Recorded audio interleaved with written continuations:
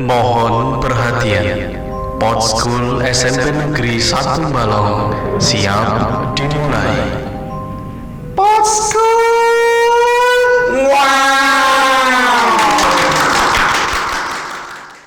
Assalamualaikum warahmatullahi wabarakatuh. Waalaikumsalam warahmatullahi wabarakatuh. Kita ketemu lagi di Podschool. Ini perlu saya jelaskan ya ini kepada seluruh pemirsa, kemudian subscriber semua. Ini kita sudah 1 minggu mas ya kita nggak update. Itu karena ya personilnya ini kan ada tugas daring yang banyak, suatu kewajiban untuk peserta didiknya yang harus menyelesaikan daring. Ini juga mau ujian. Maka dari itu mohon maaf sekali, saya mohon maaf, saya aturkan permohonan maaf kalau minggu yang kemarin kita nggak upload video ya. Tetap semangat di Podschool SMP Negeri 1 Malang. Tetap tenang dulu. Oke, untuk kali ini untuk pemirsa ya, sesuai dengan request di episode yang ke-6 kemarin itu harus mendatangkan narasumber ya. Pak Didik Pak. Oke. Berikut kita hadirkan bintang tamu yang sangat proporsional dengan tinggi badannya. Kita sambut dengan Bapak Didik Yudi Harsono.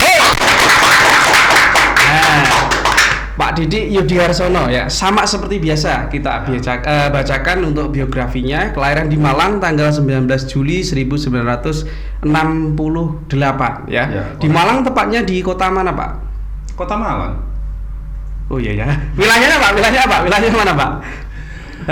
Tepatnya di Sawahan. Di Sawahan. Iya, di Sawahan. Itu masuk di kota atau di? Itu Sawahan itu hampir di tengah kota. Jadi dari alun-alun Malang, tahu ya Kak Sur ya, alun-alun Malang? Insya Allah tahu. Nah, Insya Allah tahu. Alun-alun Malang ada 2, yang bulat dan yang kotak. Yang tengah di depan Masjid Jamek itu yang kotak. Tidak, di diri lagi yang kotak sama? Yang bulat. Oh, ada 2. Ada 2 alun-alun sebenarnya. Nah, alun-alun yang besar itu yang kotak di depan Masjid Jamek. Nah, saya kelahiran kurang lebih sekitar 800 meter arah selatan dari alun-alun. Arah selatan. Ya, itu namanya Sawan. Kowe ngerti lor kiduran yang Malang? Enggak tahu. Oke, kita anggap tahu ya. Oke. Itu yang alun-alun yang bulat atau yang kotak itu, Pak? Yang kotak. Air mancur. Terus Ya. air mancur. Kenapa ada yang bulat? Yang bulat itu adalah alun-alun di depan balai kota. Oh, Nah, gitu. yang di balai kota itu didesain bukan untuk tempat wisata. Oh, gitu ya. Ya, dirancang untuk taman keindahan, sementara yang dipakai untuk memfasilitasi warga untuk rekreasi dan sebagainya itu yang di depan Masjid Jamek. Makanya lebih luas kota. Oh, yang kotak itu ya. Ada air mancurnya. Ada air mancur. Ya. Itu ikonnya Malang, Pak. Betul. Kemudian di sana ada juga, mohon maaf ini saya sebut salah satu klub sepak bola, enggak apa-apa ya. Enggak apa-apa, itu ada Arema di sana juga. Itu Pak Didik kelahiran di sana ya. Kemudian ini Pak, mengenai tempat jenengan dulu, sering ke alun-alun kota atau yang bulat, Pak?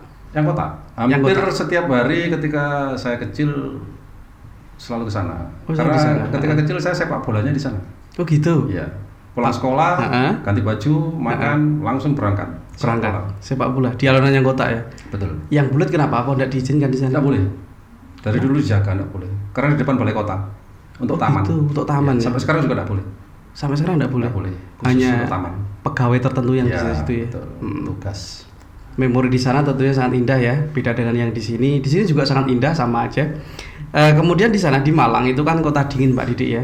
Iya, betul kota dingin. Ya, di bagian yang jenengan ya, terutama di kota tempat jenengan itu hawanya dingin atau sejuk atau panas Pak Malang Pak? Dahulu memang dingin betul. Ya, bahkan masih teringat di memori saya situasi dingin itu sampai ketika saya masih SMA kelas 1-2 ketika berangkat sekolah kan saya jalan kaki.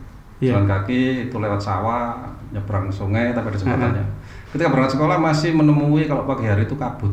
Kabut. Ya. Kabut ya kayak Kabut. Ya, kalau sini ngarannya apa ya? Ya, di sini kabut. Ya. Embun, kabut. Embun, Ya, embun. seperti itu masih dijumpai. Hmm. Tapi ketika tahun-tahun 85 ke atas sampai sekarang itu sudah mulai berkurang dan endingnya sekarang sama panasnya dengan Ponorogo. Sama panasnya. Ya. Itu berarti sudah adil ya, sini panas sana panas. Ya. Nah, oke, itu mengenai kota Malang Pak Didik ya. Waktu kecil pengalamannya tentu banyak ya. Punya berapa saudara Pak Didik? Saya punya 2 saudara, saya nomor 2. Nomor 2. Ya. Nomor 1 kakak atau mbak? Kakak. Oh, kakak. Putra. Ya, putra. Ini kerja di? Kakak saya kebetulan jadi tentara TNI Wih. Angkatan, ya meneruskan orang tua saya, bapak saya. Babi. Ya, sekarang dinas di Mabes AL Jakarta sana. Wih, tepuk tangan dulu. TNI kita ketemu lagi. Semoga saya bravo TNI ya. Terus Nah, itu kakak, terus mungkin ada adik mungkin? Ya, Adik kerja perempuan. Ya. Jadi wira swasta di rumah. Oh, di semacam rumah. catering. Oh, catering. Sampai sekarang. Ya. Ya, ini pengalaman tentang sekolah Pak Didik ya. Dulu di SD sama SMP yang paling berkesan kita ambil yang tengah. Sebutkan salah satu sekolah yang menurut Anda paling berkesan, SD, SMP, SMA. Yang paling berkesan adalah justru ketika SMA. SMA, weh. Kenapa seperti itu? Ceritakan. SMA itu nanti semuanya merasakan ini. Ini belum. Nantinya merasakan. Kak Sur juga mestinya sudah merasakan. Ketika SMA mengapa paling berkesan? Karena ketika SMA sebenarnya perkembangan psikologi kita kan sudah mulai mapan, sehingga sudah mulai bisa menghargai momentum peristiwa, bisa menghargai kehidupan dan sebagainya. Pada saat itu kan sudah mulai dalam tanda petik mandiri secara psikologi. Sudah mandiri. Ya. Kamu udah mandiri belum? Sudah. Nah. Mandi sendiri Pak maksudnya. Iya. Ya. Sehingga banyak kesan di SMA. Ya, banyak sekali kesan di SMA. Kemudian dari lulus SMA Pak ya, itu kita berlanjut kepada momen mencari jati diri Pak ya. Ya, betul. Di SMA pernah ya sama kita manusia ya. Falling in love. Ya, betul. Ada enggak? Ada. Oh, ada. Iya, ada. Masa harus diceritakan? Ya nggak perlu. Nggak perlu kalau diam ya, harus dijelaskan ya. Pak Didik dulu kan ya manusia juga ya di SMA. Ya. Itu pernah merasakan rasa sayang ya. Mungkin rasa sayangnya kan beda sama kita ya. Kalau Pak Didik mungkin rasanya karena saling menghargai antar sahabat dan lain sebagainya gitu kan. Kalau anak zaman sekarang itu rasa sayang itu beda. Duh, luar biasa. Hancur ini Indonesia kalau caranya begitu ya. Rasa sayang itu tidak harus disun ya. Rasa sayang itu harus diungkapkan dengan perbuatan kita baik kepada sesama. Itu rasa sayang. Ya, cocok. Nah, cocok Pak Didik ya. Cocok. Oke, Pak Didik kemudian selesai pendidikan SMA. Itu jaraknya jauh enggak? Dengan rumah? SMA kurang lebih sekitar ya 5-6 kilo. 56 kilo? 5 sampai 6 kilo. Oh, 5 sampai 6. Ya, maaf ya kata-katanya saya saya teliti lagi tuh. 5 sampai 6 kilo. Naik sepeda, motor, jalan kaki, lari, ngontel, Pada saat angkot. saya dulu masih sekolah, sepeda motor adalah hal yang mewah. Artinya hanya orang kaya yang punya sepeda motor. Pak Didik termasuk Miskin. tuh, masa? Saya nggak percaya. Bahwa saya ketika SMA, jangankan sepeda motor, sepeda ontel saya tidak punya. Nggak punya? Sehingga ketika berangkat sekolah saya jalan kaki. Oh, jalan kaki? Iya. 5 kilo? 5 kilo jalan kaki. Setiap hari? Setiap hari, PP. Ya. Kadang-kadang saya numpang angkutan LIN miliknya TNI AL. Karena SMA Negeri 5, tempat saya sekolah SMA Negeri 5, itu di dekatnya ada markas TNI AL. Ya. Nah itu tentara-tentara atau petugas-petugasnya, pegawai-pegawainya itu kalau berangkat kerja ada len penjemputnya. Oh gitu. Ya, nah ketika berhenti di depan gang saya pom bensin itu kadang-kadang anak sekolah juga tanda petik dicangking. Oh, di nebeng, Ya, boleh nebeng ya, kasihan. Kasihan diajak. Nah kadang-kadang saya ikut itu. Ikut itu. Iya, cuma resikonya ketika ikut itu lihat supirnya. Nah, ini memori juga. Silakan. Ya, aja. Ada 2 supir. Yang satu kurus, yang satu gemuk. Karena lennya tentara itu tertutup rapat, belakangnya cuma ada jendela kecil. Jadi begitu kami naik, selalu salah satu dari kami nginceng jendela. Lihat supirnya siapa. Begitu. Kalau supirnya yang kurus enak. Mengapa? Karena diturunkan di depan sekolah. Oh. Tapi kalau yang gemuk dibawa masuk ke markasnya TNI AL. Bawa masuk sampai ke belakang, sampai tempat parkir. Sehingga ketika kami keluar melalui penjagaan selalu dihentikan oleh para penjaga. Diminta push up dulu. Push up dulu 10 kali. Waduh Pak, arek lanang kudu semangat. Itu motivasinya. Iya, motivasi. Saya masih ingat betul sampai sekarang. Masih suruh push up. Setelah push up, siap gerak, hormat bendera, baru boleh keluar dari penjagaan ke sekolah. Berarti yang paling konyol ini yang gendut nih Pak ya? Yang konyol gendut. Ya. Jangan lihat saya toh Pak kalau gendut itu. Gitu ya. Itu pengalaman di SMA ya, cukup itu berlaku dari kelas-kelas yang kalau selama di SMA Kak Sur, jadi mulai kelas 1 sampai kelas 3. Kelas 3. Iya.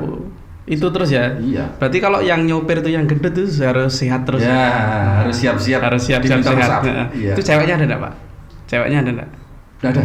Cowok semua. Ya. Pada saat pengalaman saya pada saat kami sekolah itu bersama cewek adalah hal yang gimana ya? Bukan tabu, tapi nggak enak gitu loh. Oh, nggak enak. Iya, ya? jalan berdua atau ada ceweknya itu nggak enak. Nggak enaknya kenapa, Pak? Rasanya itu seperti kikuk. Iya, kikuk nggak enak. Ada kesan seperti sedang pacaran dan sebagainya. Nah itu. Wah. Saya ketika saya SMP SMA itu cenderung kalau berangkat sekolah misalnya bersama-sama, yang ceweknya dengan yang cewek, laki-laki dengan laki-laki. Bahkan sampai di sekolah juga demikian, laki-laki dengan laki-laki, cewek dengan cewek, seperti itu. Beda dengan zaman sekarang sudah biasa. Iya, sudah biasa kayaknya, Pak. Ya, ada rasa seperti tabu gitu. Pokoknya saling menjaga gitu. Iya, saling menjaga. Itu bedanya dulu dengan sekarang. Dulu seperti itu cuma. Iya, beda zaman sekarang kan ya. Saya sering lihat di perempatan jalan lampu merah. Begitu berhenti, saya lihat samping, berboncengan kalau pegang, seperti suami istri luar biasa. Oke, Pak Didik, saya boleh ada satu tantangan boleh ya? Silakan disapa teman-temannya dulu alumni seangkatan dari Pak Didik ya, di SMA mana silakan disebutkan, diucapkan ini saya di podcast dan lain sebagainya. Silakan Pak disapa mungkin teman-temannya alumni SMA nih Bapak. Silakan monggo, silakan. Ya, assalamualaikum warahmatullahi wabarakatuh. Ya. Waalaikumsalam. Ya, ketemu lagi walaupun di kota kecil, podcast SMP 1 Balong Ponorogo. Ya, saya masih ingat kawan-kawan di SMA dulu ada Hari Kermit, ada Sigit Keceng, ya. Ada Indra yang ganteng. Kalau ganteng kok nggak lihat saya Pak. Dan masih banyak lagi, yang sulit saya sebutkan namanya. Kita ketemu lagi, semoga semuanya dalam keadaan sehat walafiat. Amin, amin, amin. Sip, Arema. Yang kedua, perumahan Gresime belum disebut. Ya Pak RT kan, mantan Pak RT kan. Mantan ya. Mantan Pak RT ya sebut, teman-temannya. Untuk kawan-kawan yang ada di perumahan Gresime Permai, ya tepatnya di Gresime Blok C. Ada banyak juga di situ, ada komunitas macam-macam dan ada komunitas cakruk, gazebo, kafe 87. Iya, ada istilahnya kafe 87. Ya, karena yang ada di situ mereknya 87 semua enggak? 87. Ya. Tapi jangan dianggap karena di situ yang berkumpul di situ adalah guru-guru semua. Komunitas guru-guru. Ya, komunitas guru-guru dengan nama Cafe 87. Cafe 87. Mengapa harus 87? Karena ketika kita masuk ke komunitas itu maka semua baju harus dilepas, kita harus tampil apa adanya dan semuanya harus 87. Netral semua ya? Iya, 87. Gitu. 87. Iya. 87 itu apa sih? Apa? Tahu. Makanya kok 87 zaman. Wah, di tengah zaman. Iya. Ya, 87 maaf Kak Sur ya. 87 itu kalau Anda lihat di buku 1001 Mimpi itu adalah orang orang ajar. Kalau giliran juga lihat saya lagi. Tapi tunggu dulu. Mengapa kita pakai Cafe 87? Orang itu kalau ingin merasakan hakikatnya waras, kadang-kadang harus gila dulu. Oh gitu, ada filosofinya ya? Iya. Iya, itu yang menciptakan siapa Pak? Konyol sekali itu. Yang menciptakan siapa? Ya kawan-kawan di kawan-kawan. Itu, ya. Semacam apa ya? Semacam komunitas ya? Komunitas ya, semacam tapi komunitas. bukan komunitas orang. Bukan, teman-teman kreatif. Hanya sekedar mengingatkan bahwa orang itu sebenarnya kadang-kadang bukan dan tidak. Kalau tidak ada orang waras. Oh iya, betul. Tidak ada hitam, tidak ada putih. Tidak ada tinggi, tidak ada rendah. Kenapa saya lagi kalau bilang rendah? Korban ini, wah kurang ajar ini. Dia bilang hitam, lihatnya saling melengkapi. Saling melengkapi. Intinya hidup kan itu, saling melengkapi. Jadi jangan kita kemudian menganggap remeh orang bodoh, orang hitam, jangan. Semuanya saling melengkapi. Saling melengkapi ya. Oke, sip. Ya, kemudian ini Pak Didik ya, ini saya mau pesan kepada rekan-rekan di Gresime ya. Ini kapan ini aku waktu mau podcast itu dari rekan-rekan Gresime kok Pak Didik sudah mau saya jadikan pemateri kok jenengan aja apa itu namanya kerja bakti. Nah ini kapan kerja bakti? Saya siap nyumbang 1 ekor ayam, boleh? Boleh Pak Didik ya? Ini boleh ya teman-teman. 1 ekor ayam ya, tagihin aku ya. Teman-teman dari Gresime ya. Selamat siang. Tagih nanti. Oke, itu mengenai tentang siklus di rumah. Sekarang pekerjaan Pak Didik ya. Pak Didik kan pertama dulu sempat bekerja ya di Malang ya. Di Malang pekerjaan pertama yang dilakukan Pak Didik dengan mendapatkan gaji ya. Saya masih ingat pekerjaan pertama yang saya jalani adalah kerja di toko kacamata. Saya masih mengerjakan skripsi, ada 5-6 skripsi yang saya kerjakan waktu itu. Wih, Ya. kacamata. Optik Toko ya? kacamata optik, tapi Optik. itu toko besar. Saya di bagian poles kaca menggunakan mesin otomatis, sudah pakai komputer itu. Saya bagian poles kacanya. Jadi karena saya punya waktu luang, tanggungan saya mata kuliah sudah hampir habis, tinggal skripsi, punya waktu luang, saya coba-coba melamar dan diterima kerja aja. Hampir 1 tahun di situ. 1 tahun. Ya sekitar 6 bulan, 6 7 bulan ya. Itu di optik Malang sana, Pak? Optik Malang ya. Nah, itu bagian International optik. lebih detailnya itu jenengan tugasnya ngapain? Tugas saya memoles kaca. Nah, ini kan Iya. kaitannya moles kaca ya, Pak ya. Di sekolahan sini kan ada Memoles lab sama. pipa ya. Ada lab pipa lah itu. Sekarang memoles siswa. Memoles siswa ya. Oke, memoles kaca. Memoles kaca itu kan butuh keahlian khusus, Pak. Betul. Nah, betul. Tapi jangan dibayangkan memoles manual, karena semuanya sudah menggunakan alat canggih. Oh, gitu Pada saat ya? itu alat itu sudah canggih, ya sudah menggunakan komputer. Komputer ya? Ya, operasionalnya pakai komputer, sudah canggih. Sudah canggih. Jenengan bisa di tahun itu sudah bisa. Sudah. Oh, sudah. Kebetulan di tahun-tahun segitu saya sudah menguasai WS Lotus di PS 3. Zaman dulu. Masih hafal ya? Kira-kira tahun berapa, Pak? Ya sekitar tahun 94, 95, 96 antara itu. Sudah menguasai itu. Ya, kebetulan. Heran saya. Windows belum ada. Operating system Windows belum ada. Belum ada. Belum ada. Operating system masih pakai DOS 70. Udah 70. Iya, operating system pakai disket.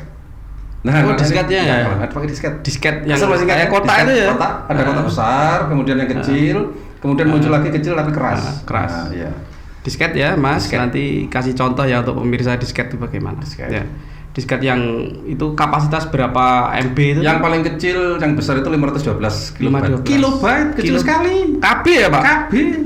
Yang besar tipis terus. Saya kira MB KB ya berarti. Iya, kecil banget, kecil banget. Ya. Zaman dulu. Sekarang kan sudah gigabyte, wah, luar biasa. Tapi nggak ada disket. Nggak ada disket, nggak laku. Sudah. Minimal flash disk. Ya, flash disk. seperti itu. Ya, seperti Oke. itulah. Ya, itu pekerjaan yang pertama. Kemudian setelah selesai kuliah, Pak Didik kan mencoba-coba diri untuk ya istilahnya. Sebentar Kak Sul, Ya. mumpung saya ingat. Oh ya. Gaji pertama saya kerja di kacamata, gaji saya pertama, saya belikan papan catur. Papan catur. Berapa Pak Saya gajinya, ingat. Pak? Kira-kira. Zaman segitu gaji saya 140.000. 140 per bulan ya. Per bulan. Oh, per bulan. Itu udah dapat papan catur ya. Saya belikan papan catur seharga 15.000 kalau tidak salah. Sisanya kemana, Pak? Saya interogasi kayak KPK aja ini. Untuk banyak-banyak aja. Itu ya untuk teman-teman ya. Iya. Gaji pertama itu ya suatu kebanggaan, Pak ya. Saya terkadang ya filosofinya banyak sih. Kalau kita menikmati gaji dengan hasil keringat kita itu rasanya kan nikmat. Ya, betul. Kalau pemberian dari orang tua itu ya nikmat tapi Beda. apa ya beda petualangan gitu aja ya. Iya, beda Nah, sekali rasanya. beda Betul. banget. Gaji selesai, kemudian selesai kuliah ya Pak Didi kan mencoba untuk menata hidup ya dengan mengadu nasib ya. Itu Ya. sempat tes apa ya, tes CPNS atau apa itu? Ya, Pernah. tes PNS. Pernah. Ya, alhamdulillah ketika saya lulus saya masih sempat GTT Kak Zul sama. Oh, pernah dengan GTT? Ya, saya merasakan GTT. Kita udah sampai 1 tahun ya, saya GTT. Nah, di 2 sekolahan, di SMP Negeri 16 Malang sama di SMP swasta Tridharma. Oh, Tridharma, Itu yayasannya Buddha itu, yayasan Buddha. Jadi sekolahnya berada di kompleksnya Kuil. Dalam kompleksnya Kuil Shaolin. Ya, Di Malang sana Bu? ya di Malang semua.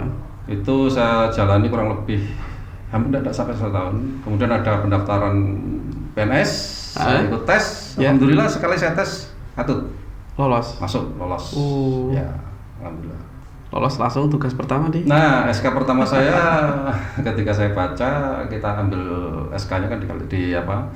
Di Surabaya. Surabaya, oke. Ya, ketika saya buka tertulis di situ Madrasah Aliyah Negeri 1 Banjarmasin. Wih, jauh sana ya. Kalimantan Pak, Banjarmasin ya? Kalimantan Selatan. Itu Ya. tepatnya di mana? Kalimantan Selatan. Kalimantan Selatan Ya. di Man ya. Man 1 Banjarmasin. SK saya pertama kali. Ya, itu kira-kira berapa tahun di sana? Saya jalani 6 tahun. 6 tahun. Iya. Itu udah nikah belum? Waktu di sana udah nikah belum? Bahkan ketika saya mengikuti tes PNS, saya sudah punya anak. Oh, sudah punya anak? Iya. Anak saya baru lahir. Makanya ketika lahir saya beri nama Rizka. Dari kata rizki. Mengapa? Bagi saya ketika saya diterima jadi PNS itu bukan rezeki saya.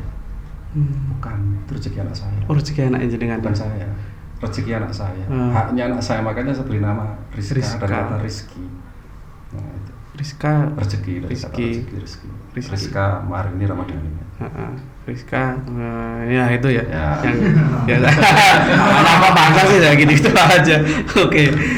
Kemudian itu berarti sudah punya anak, alhamdulillah keterima jadi PNS ya. Ya itu anak saya baru satu aja, saya belum diangkat, ini gimana ini? Doakan ya teman-teman ya. Apain kamu lihat saya gitu? Oke. Kemudian itu di sana ada nggak kira-kira kalau selama 6 tahun itu dengan kesendirian Pak Didi ya? Ya sempat beberapa waktu ya, sempat beberapa waktu. Terus itu kan berarti kan jenengan survival di sana. Betul, bertahan hidup sendiri kan? Betul. Ya harus survival ya, karena kata anak saya masih kecil toh. Sehingga ketika pertama kali saya bawa ke sana karena tidak cocok dengan situasi kondisi iklim alamnya. Ya, alamnya sana kan rawa, panas sehingga kelembapannya tinggi. Begitu. Jadi ketika anak saya masih usia 4 bulan kalau saya bawa ke sana itu sering sakit, keluar bisul-bisul sebagainya. Saya konsultasikan dengan dokter, katanya tidak sesuai dengan iklimnya, tidak mampu bertahan dengan iklim, sehingga saya bawa pulang lagi. Nah, 1 tahun kemudian saya sendirian di sana. Ya, sendirian ya, survival ya, bertahan hidup ya. Bertahan hidup. Wis mbuh piye caranya sing penting ya kita mengabdi di sana Pak. Ya, betul. Ya. Kemudian ini ada cerita unik ya, saya pernah dengar juga ya. Itu Pak Didi di sana sempat disukai sama muridnya ya, betul apa salah? Siapa bilang? Oh, saya pernah dengar ya, ada itu. Hoak itu kalau zaman sekarang hoak. Hoak ya? Iya. Yakin. Bu, ojo nesu lho, Bu ya. Aku ibu namanya di rumah nesu nanti. Hoak ya. Ya Pak Didi kamarnya situ, bukan situ. Ya sini ya. Lihat situ punya saya itu. Ya. Itu hoak ya. Yakin hoak ya? Bu, aku ngono mau cerita sebenarnya, Bu. Asik Pak. Oke, habis itu di sana terus Pak Didi kenapa bisa pindah di Ponorogo? Itu mungkin ada proses tertentu yang harus dilalui atau memang sebenarnya di mana saja kan sama Kak Sur. Di mana saja kita berada, kita pegang prinsip di mana bumi dipijak, di mana langit dijunjung, di situ bumi berpijak kan gitu ya. Iya, betul. Ya, itu sudah konsep prinsip itu. Tapi ada pertimbangan, setiap orang punya pertimbangan. Mengapa saya kemudian berusaha untuk mutasi ke Jawa ya, saya tidak memilih kota kelahiran atau yang penting ke Jawa. Terus terang saja ya, pada saat itu memang perkembangan pendidikan pada saat itu loh ya, perkembangan pendidikan di Jawa lebih baik. Ketika anak saya mulai berangkat dewasa, berangkat makin besar waktunya sekolah dan sebagainya, maka menjadi pertimbangan bagi saya. Ya, pertimbangan bagi saya, anak saya harus berada dalam lingkungan atau ekosistem pendidikan yang layak. Bukan layak, yang baik. Semuanya layak ya. Artinya gini, kalau kita bisa mengambil yang lebih baik, bahkan yang terbaik, why not? Kenapa tidak ya? Gitu. Dan saya punya kesempatan untuk itu. Maka saya berusaha untuk mutasi. Pindah. Satu. Yang kedua, orang tua. Orang yang sudah tua di Malang atau yang di sini?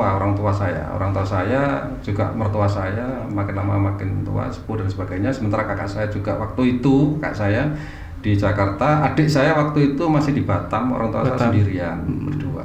Satu-satunya anaknya yang bisa atau punya kemungkinan untuk menunggui dekat itu saya. Maka saya berusaha untuk mutasi dalam rangka kebaktian kepada orang tua. Iya, menjaga orang tua, dekat dengan orang tua. Jadi saya harus berusaha. Tepuk tangan. Namun nanti kalau orang tuamu sepuh ya juga harus gitu ya. Kasihan, ditunggu tunggu aja. Itu bentuk rasa terima kasih kamu. Nah kemudian ini kan langsung terjun ke Balong Pak Didi ya? Iya, betul. Atau ada pilihan sebelumnya? Enggak, itu juga unik. Sejarahnya unik. Gimana unik? Saya tidak pernah memilih Balong. Karena gitu saya tidak tahu Balong. Oh gitu. Bagaimana saya bisa memilih Balong? Saya tidak tahu Balong. Sejarahnya unik aja sebenarnya. Ketika saya ngurus mutasi, surat tugas saya keluar. Tertulis di situ SMA Negeri 1 Ngrayun kalau tidak salah. Ngrayun. Ya, Ngrayun. Oh dekat Pak, lawan sini Pak. Jalannya enak itu Pak. Dan saya tidak tahu Ngrayun itu di mana, seperti apa saya tidak tahu. Ya, ketika pulang saya numpang di rumah saudara. Sama saudara saya kasih tahu. Ngrayun itu begini. wilayahnya. Bla bla bla bla bla bla. Sebaiknya jangan di ngerayun pada saat itu. Oke. Sekarang kan sudah transportasi Lancar. Oke. Pada saat itu tahun 2003 awal, 2002 akhir 2003 awal. Sehingga kemudian besoknya saya kembali lagi ke Dinas Pendidikan untuk mengajukan permohonan agar tidak di ngerayun. Oh. Nah, akhirnya bisa satu pilihan terrealisasi di SMP 1 Balong. Dan saya belum pernah tahu Balong itu di mana, SMP 1 Balong seperti apa, saya tidak tahu. Belum tahu ya. Belum tahu. Karena ketika ditanya oleh kepala dinas waktu itu, kepala dinasnya Pak kok lupa saya namanya. Sartono. Ya, Pak Sartono. Saya ditanya, punya rekomendasi SMP mana yang mau terima? Saya baru ingat bahwa di saku saya celana itu ada 2 lembar kertas yang ditulisi rekomendasi oleh 2 kepala sekolah. Oh iya? Iya. Kapan saya peroleh rekomendasi itu? Tidak sengaja. Ketika saya mengurus ke Dinas Pendidikan, saya duduk menunggu di depan. Ada satu orang mendatangi saya, omong-omong ternyata kepala sekolah. Namanya almarhum Pak Hartiono. Itu kepala sekolah di SMP 1 Balong. Saya ditanya ngurus apa, jurusan apa. Ketika tahu bahwa saya jurusan fisika asli, maka beliau begitu bahagianya kemudian tanpa saya minta langsung menulis rekomendasi agar pindah di sekolahannya. Agar di sini. Ya, saya terima rekomendasi itu, salaman ya, sudah saya simpan. Ya itu. Karena saya tidak berpikir di SMP, karena basic saya di SMA. Oh gitu ya? Ya, baru saja Pak Hartiono pergi didatangi ibu. Pak, tadi saya dengar memutasi, ditanya lagi. Beliau juga langsung menulis rekomendasi di tempat saya saja, Pak. Kalau tidak salah SMP Negeri 1 Mbabatan.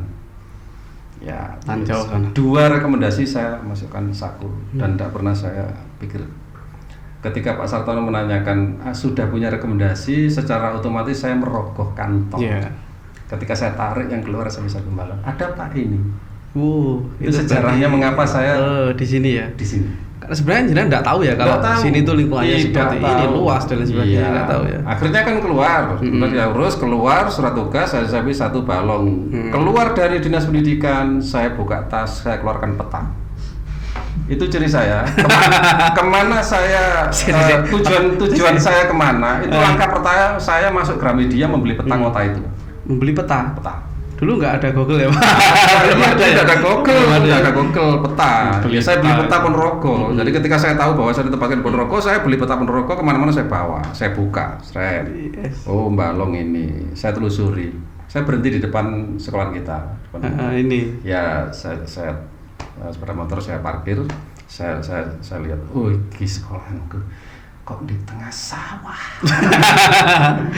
Karena pada saat itu SMP 1 Balong betul-betul di tengah sawah. Kanan, kiri, depan, belakang tidak ada satupun rumah. Ya, tengah sawah. Nah, dulu ya, di era itu. Seperti itu. Baru saya tahu, oh iki SMP 1 Balong, sekolahanku. Ya. Calon tempat kerja itu ya. Ternyata setelah masuk, bersosialisasi, berkenalan dengan kawan-kawan dan sebagainya, ternyata familiar sekali, luar biasa. Makanya saya betah di sini. Begitu ya. Familiar sekali. Nah, terutama yang isi podcast kemarin Pak sing di episode berapa sih? 7 ya? Episode 7 Pak Yit ya. Oh iya, Pak Yit. Nah, kelihatannya itu orang pertama yang jenengan. Betul. Ya, pertama kali saya silaturahim ke kawan guru adalah ke rumahnya Pak Yit. Pak Yit yang isi podcast sing episode 7. Ya, betul. Dan itu di sini beberapa lama saya beruntung sekali Pak jenengan datangnya itu tahun 2003. Saya sangat bersyukur sekali. Why? Iya, karena kenapa? Kalau jenengan datang ke sini tahun 2021, mesti aku kerep di BP, mesti aku kerep di selentik kupe. Mergo aku ki ndablek. Ya sebenarnya enggak ndablek sih, cuma agak dikit-dikit ya. Nyapo kowe? Ya sudah enggak apa-apa. Seperti itu. Saya bersyukur sekali Pak Didik datangnya tahun 2003 ke atas. Amin ya rabbal alamin. Ini juga keberuntungan buat kalian ya punya guru fisika yang jos. Ya, ahli optik juga, terutama lihat kalau waktu praktek mesti detailnya luar biasa.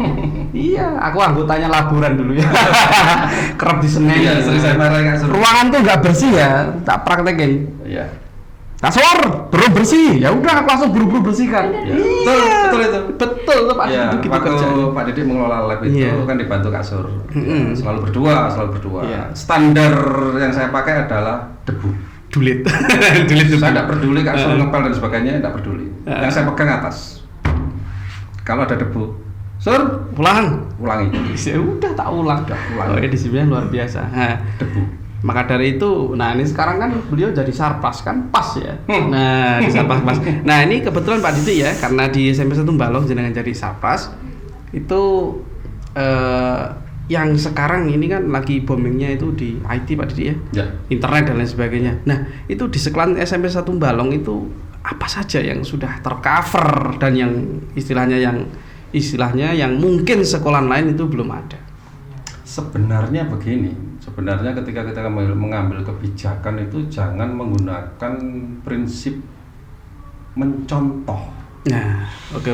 Ini yang sering kita lakukan secara tidak sadar. Kita sering mencontoh tempat lain, sekolah lain. Mengapa? Boleh sih, boleh mengadopsi boleh. Tapi kalau kita mencontoh model kebijakan dan sebagainya, belum tentu faktor-faktor pendukung yang ada di sekolah itu sama dengan yang kita miliki. Gitu. Belum tentu. Kita punya identitas sendiri kan.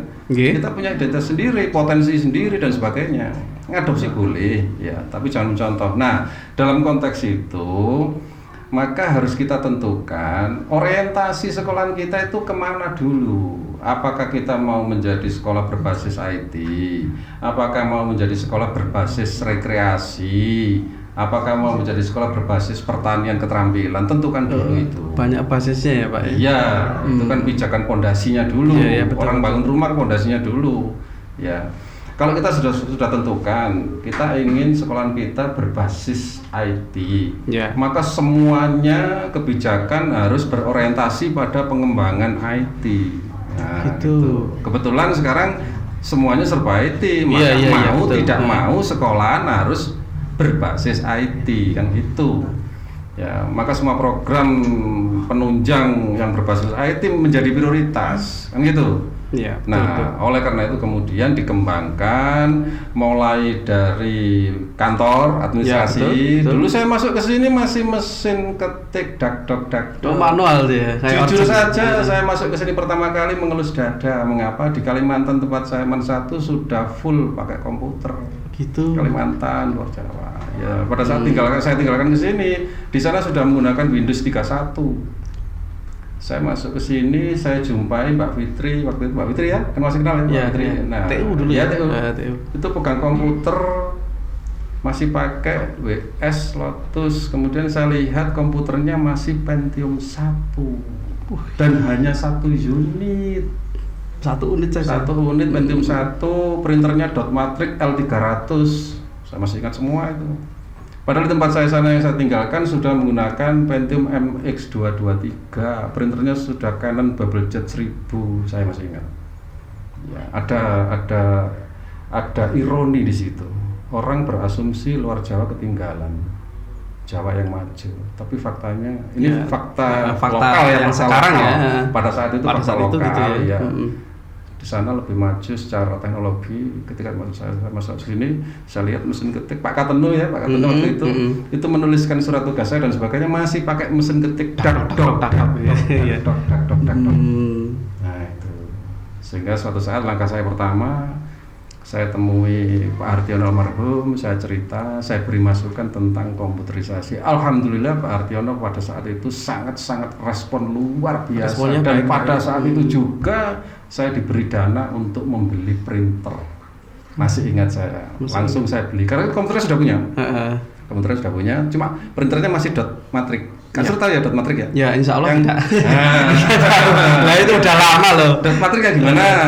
Nggak tahu, saya bilang nggak tahu. Mau menjatuhkan saya ya. Jelasin dong Pak, silakan Pak.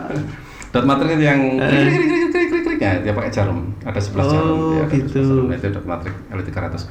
Kemudian saya belikan Bubblejet Canon 1000 itu ya sama dengan dia ketika saya di Banjarmasin dulu pakai print. Ketika pertama kali yang saya buat adalah brosur, saya masih ingat brosur PPDB. Oh iya, saya buatkan brosur PPDB, saya serahkan ke Pak Hartiono. Responnya saya terkejut. Gimana? Respon beliau begini, saumur-umur aku weruh brosur berwarna apik ya si iki. Gitu ya. Ya, Pak sama Artiono Iya. almarhum. Artinya apa? Artinya, maaf pada saat itu loh ya, pada saat itu sebenarnya kita sudah dalam kondisi ketinggalan. Maka harus ada lompatan untuk mengejar. Kalau kita mencontoh, gak mencolot, tidak bisa. Maka kita harus melompat agar bisa mengejar. Lompat ya. Nah, sejak saat itu maka dimulailah komputerisasi di SMP 1 Balong. Itu Sejarahnya itu. secara awalnya itu. Kira-kira prediksi 2003 ya Pak ya? Ya sekitar 2003 sampai 2005 itu kita melakukan lompatan-lompatan komputerisasi. Ekstrim Pak ya. Ya. Ya. Nah, itu berarti yang tahu komputer kan tahun itu masih beberapa orang kan Pak, termasuk satu jeneng. Masih 3. Kebetulan saya, Oke. Mbak Fitri, Ya. Mas Formadi. Oh, Mas Nurmati. Masih 3. Yang Dapodek itu ya. Ya, Oke. masih 3. Masih 3 itu. Nah, terus ini gimana ini peran panjenengan sebagai Sarpras di sini untuk mencerdaskan atau istilahnya berbagi pengalaman dengan guru itu triknya Kalau bagaimana itu gini, Kak di Sur. tahun-tahun itu? Pola mikirnya gini, Sarpras itu kan sekedar sekedar tulisan di atas kertas itu Sarpras. Iya, itu. Dan betul, kebetulan betul. saya pegang Sarpras saya baru tahun ini, tidak pernah pegang Sarpras. Oh ya di tahun itu masih guru Iya, biasa. Masih guru biasa. Oh gitu. Makanya logika berpikirnya begini, logika berpikirnya. Tidak penting Anda menjadi siapa. Tidak penting Anda menjadi apa. Yang penting adalah Anda melakukan apa. Tepuk tangan. Cek lagi. Wah, Penting itu. betul. Iya. Makanya ketika saya menjadi guru, hanya seorang guru, tapi karena saya hobi elektronika, hobi komputer dan sebagainya, maka saya tidak pernah tidak pernah punya pikiran bahwa ini tanggung jawab sana, ini wilayahnya sana. Tidak pernah dengan kawan-kawan guru waktu itu, dengan Mas Formati tidak pernah. Jadi ketika ada misalnya ada komputer rusak, tidak pernah pada saat itu komputer dibawa ke tukang bengkel atau ke tukang servis, tidak pernah. Gitu ya? Ya, silakan tanyakan sama Mbak Tati itu, Mas Formati dan sebagainya. Saya bawa pulang, saya betulkan, saya servis, selesai, sembuh dan sebagainya. Terus seperti itu. LCD waktu itu kita punya LCD cuma satu, Toshiba mereknya. Toshiba. Laptop masih punya satu, mereknya HP, Apa yang perak itu ya? Ya, itu masih tak simpen di sana. Ya, itu yang LCD proyektor. Ya, betul. Ya, laptopnya merek HP, prosesornya masih tipe M, itu tipe prosesor jadul amat, sangat jadul sekali-sekali. Itu. Percaya enggak bahwa laptop itu belum pernah rusak? Percaya enggak bahwa laptop itu masih fungsi sampai sekarang? Masih fungsi. Di lab IPA tempat saya mengajar, laptop itu tiap hari saya pakai untuk mengajar. Alhamdulillah, itu laptop pertama yang dimiliki sampai 1 Balong dan satu-satunya laptop yang tidak pernah rusak. Sampai sekarang saya pakai. Itu ya. Tadi pagi baru saya pakai ngajar. Itu laptopnya. Hampir tiap hari saya pakai. Yang gue mau nyebut nih merek nih kira-kira ada oleh duit berapa ya? Ya, oke, itu ya kan ya jenengan kan ini sekarang di Sarpras nih. Ya, kalau di Sarpras kan otomatis berhubungan dengan sarana untuk pembelajaran dan sebagainya. Nah, basis di SMP 1 Balong ini sebenarnya apa sih Pak? Kalau menurut saya nih ya, ini saya pribadi loh ya. Ya, pendapat pribadi aja. Pendapat pribadi sebenarnya potensi yang dimiliki oleh SMP 1 Balong itu luar biasa. Maksud saya begini, basisnya itu berdasarkan kita IT atau sekolah rekreasi tadi ya, itu dulu ya. Ketika kita menentukan basis, kan kita harus lihat SDM, SDA. Skill-skillnya. Lah kalau kita tidak punya SDM, SDA yang support terhadap IT, kemudian kita memasang berbasis IT, masuk akal enggak? Ya, saya legenji Pak. Sambung enggak? Enggak sambung. Berhasil enggak? Ya. Nah, seperti itu. Jadi ketika kita amati, bukan saya ya, ketika kita amati, kami amati, ternyata sebenarnya potensi yang dimiliki SMP 1 Balong luar biasa. Ada dua potensi yang mungkin selama ini tidak terlalu dihiraukan ya.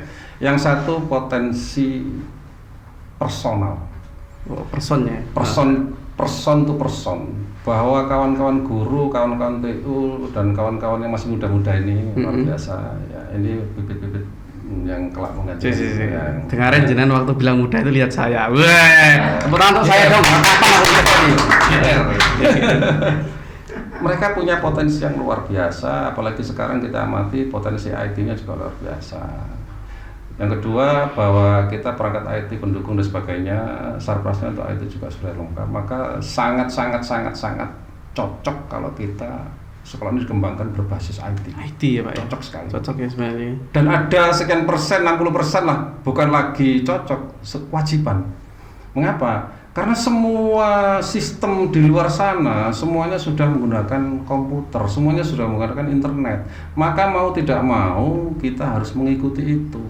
Maka sekarang tidak lagi kita harus menentukan berbasis IT atau tidak. Sudah beda lagi sudut pandangnya. Iya, beda. Ya, sekarang ya, sekarang. Maka kita tidak punya pilihan lagi. Harus berbasis IT, harus. Ini doktrin harus ya, Sudah Pak. harus. Iya. Kalau kita tidak mau, hancur, Ketinggalan. Apa yang tidak dikelola menggunakan IT? Vaksinasi, sertifikat Anda keluar lewat mana? Iya. IT juga Contoh ya, Pak. seperti itu. Anda mengurus KTP, pakai apa itu petugasnya? Pakai komputer IT. juga. Betul. Semuanya sudah IT, tidak bisa. Maka untuk IT bukan lagi pilihan.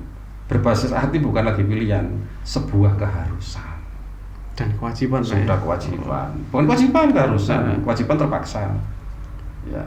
Yang kedua, kita punya potensi sumber daya alam. Lokasi kita, sekolah kita punya 1,36 hektar. 1,3. 36 hektar. Ya. Luas sekali itu. Maka potensial sekali dikembangkan sekolah berbasis wisata. Why not? Mengapa tidak? Sekarang banyak desa wisata, kampung wisata, semuanya serba wisata. Mengapa tidak sekolah kita kembangkan berbasis wisata? Maksudnya begini, orientasi sekolah kita, lingkungannya dikembangkan dengan model wisata. Wisata apa? Wisata edukasi. Edukasi ya. Wisata edukasi. Misalnya kita buat wisata edukasi, blok-blok tertentu, ada blok matematika, blok IPS, blok IPA, blok ya, kita buat blok-blok, kita susun sedemikian rupa, kita tata tamannya dan sebagainya, sehingga andai kata berandai-andai. Ya nggak apa-apa. Tanpa andai-andai kan kita mati. Ya. Berandai-andai misalnya jadi, jika orang masuk lewat pintu gerbang depan, masuk ke SMP 1 Balong, seolah-olah tidak sedang masuk ke institusi pendidikan, seolah-olah sedang masuk ke area tempat wisata. Rekreasi, Pak. Rekreasi. Dan Itu sudah nilai +1. Menginjakkan kaki masuk gerbang, hati sudah senang, pikiran sudah tenang, ceria, bersih, adem karena tempat wisata. Itu sudah nilai +1. Ya. Apalagi ditunjang dengan wifi yang sekarang mungkin sudah tercover semua, Pak. Ya, tercover itu kan sarana pendukung. Sarana pendukung. Sarana pendukung. Jadi menurut saya tadi kan saya katakan menurut saya silakan, kita punya dua peluang untuk mengembangkan sekolah ini. Yang satu berbasis wisata, yang kedua, dan ini kewajiban sudah, keharusan berbasis IT. Kalau dua ini bisa berjalan bersamaan, insya Allah, ya silakan Anda menilai sendiri. Wah, tepuk tangan dulu. Luar biasa ini Sarpas SMP 1 Balong.